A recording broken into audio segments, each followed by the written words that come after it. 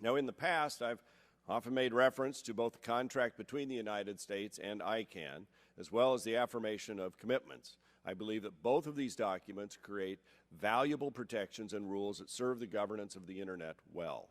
Among those crucial terms are the requirements that ICANN remain a nonprofit corporation headquartered in the United States, that ICANN maintain open and transparent processes, and ongoing review of ICANN's operations by the multi-stakeholder community. That's why I'm pleased to see that the multi-stakeholder community has proposed to ensconce the terms of the affirmation of commitments in the ICANN bylaws themselves. These policies are critical to ensuring that ICANN remain a stable steward of IANA and must be a part of the successful transition. We also heard from the multi-stakeholder community over the last year, and with respect to at least one of this transition, the world spoke with one voice. ICANN must be more accountable if it is to be trusted with the stewardship of IANA. Over the last year, a group of dedicated volunteers have been working to come up with a structure for ICANN that ensures that it is the Internet community, not any one group of players, that will guide the future of the Internet. I couldn't be happier to see that the issues raised by the subcommittee have been integral to the work of this group. The community must be able to hold the ICANN board accountable, and that means the ability to recall those board members that are no longer representing their community. It also means that once this new system is in place, that it be resistant to capture.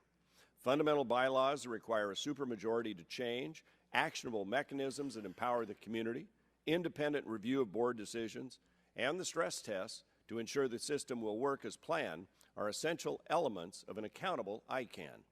We have been talking about these issues for the past year, and will continue to do our jobs to ensure that if NTIA is to agree to a transition proposal, that these changes are fully implemented up front.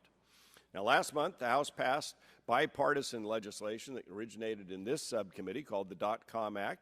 The .com Act was developed through months of hearings, discussions, and bipartisan negotiations. And throughout this process, we made a concerted effort to recognize the impact of our actions on the international process. But we also felt it would be irresponsible to ignore the very real risks associated with the relinquishment of the U.S. role in Internet governments, no matter how small. The measured approach of the .com Act properly balances the NTIA's role as the U.S. government participant in the multi-stakeholder community with the U.S. Congress's role as NTIA's oversight authority. Our hope is that the United States Senate will pass this legislation soon and provide the Congress with another tool to ensure a transition that will meet our nation's and the world's needs. Finally, we've all said all along that this transition is far too important to be rushed by an artificial deadline. I was pleased to see Assistant Secretary Strickling, your testimony where you state that the transition timeline is flexible and will extend beyond the September 2015 expiration of the ICANN contract. Now, extending the contract will ensure the multi-stakeholder community and the U.S. government through NTIA and the Congress are driven by a full and robust vetting of the transition proposal rather than by a calendar. Moreover, extending the contract is consistent with the timeline for the work that is taking place on ICANN accountability reforms. Just last week, the CCWG has indicated that the Work Stream 1 reforms required for the IANA transition may not be implemented till July of 2016. There are still many unknowns in this process, and much remains to be decided before a transition can take place. For example, how will the transition deal with the .mil and .gov top-level domains? And what role will the Government Advisory Committee have in the new ICANN process? My hope is that this committee's oversight will continue to strengthen the process, raise important questions, and improve the outcome. So I thank our witnesses for testifying today and sharing their insight into the transition process and answering some of the many questions that remain as we move forward.